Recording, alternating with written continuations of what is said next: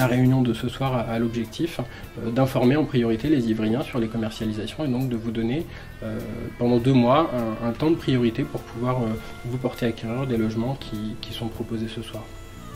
40% des logements qui sont vendus dans chaque programme sont à des prix maîtrisés, c'est-à-dire à des prix inférieurs au prix du marché. J'ai payé 239 000 € pour un 87 mètres carrés. On a acheté un 3 pièces, un F3, 70 mètres carrés environ, frais de notaire inclus, 246 000 €.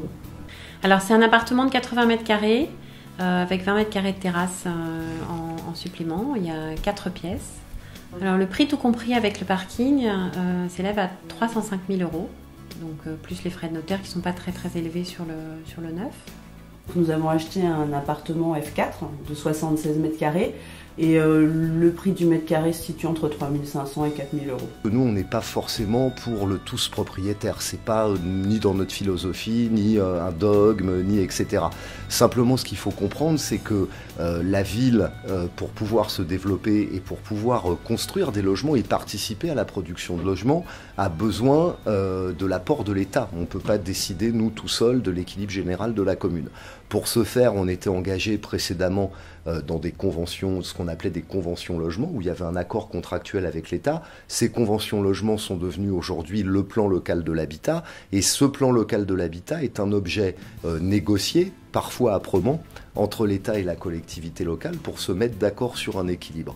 Et ce que nous avons voulu préserver en termes d'équilibre dans notre ville, c'est 1/3 d'habitat locatif privé, 1/3 de logement social et 1/3 de propriétaires habitants et donc d'accession à la propriété. Et c'est dans ce cadre-là qu'on inscrit cette dynamique et que nous souhaitons que les Ivriens et les Ivriennes bénéficient en priorité de ces programmes d'accession à prix maîtrisé. Donc on habite dans un F4, dans du locatif privé. Nous avons commencé à nous intéresser à l'accession à la propriété.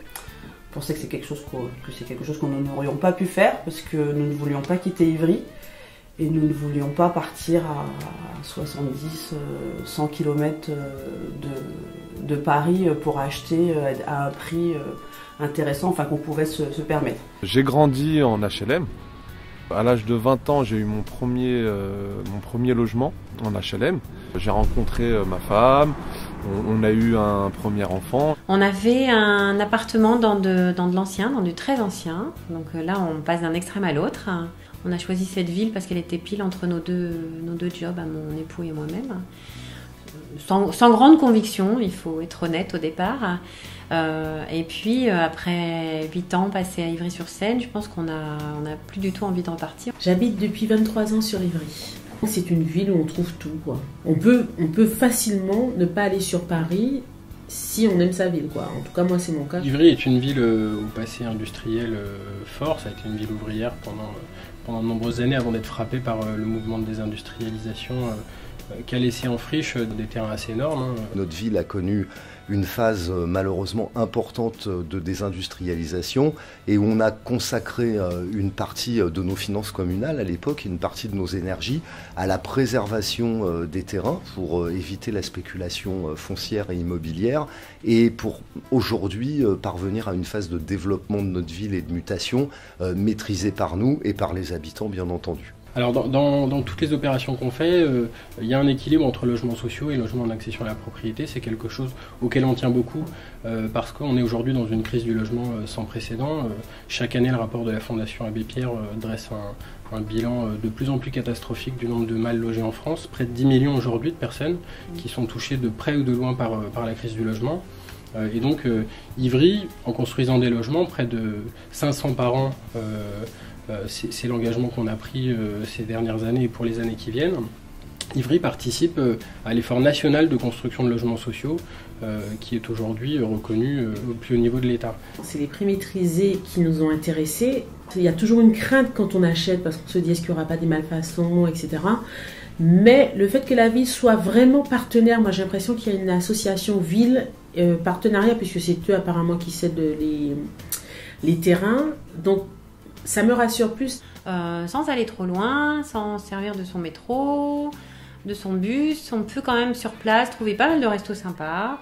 Il y a des salles de concert, il y a le hangar qui est quand même qui offre un programme pas mal, la bibliothèque, la médiathèque, pas mal de théâtres réputés qui ont des bons programmes.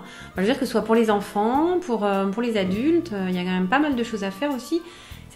La culture dans une ville, ce qu'on peut y faire en soirée, c'est ça agrémente une vie.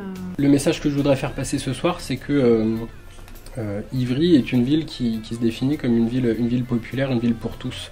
Alors elle se développe, elle est aux portes de la capitale, mais nous on souhaite que ce développement il se fasse pas contre les personnes, les habitants qui sont à Ivry aujourd'hui. C'est pas uniquement une politique municipale, c'est aussi des gens qui s'engagent dans la vie de la ville, qui font vivre le tissu associatif, qui rencontrent leurs voisins, qui participent aux événements de quartier, qui participent aux décisions.